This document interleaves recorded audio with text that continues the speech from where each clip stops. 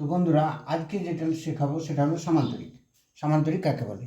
না, যে চতুর্ভুজের বিপরীত বাহুগুলি পরস্পর সমান্তরাল তাকে সামান্তরিক বলে। যে চতুর্ভুজের বিপরীত বাহুগুলি পরস্পর সমান্তরাল হয় সেটাকে সামান্তরিক বলে।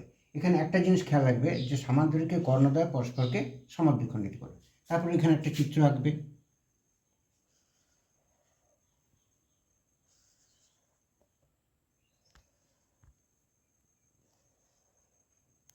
নাম দাও এ বি সি ডি।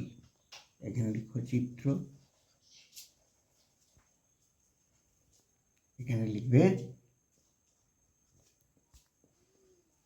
চিত্রে এ বি সি ডি একটি সামান্তরিক।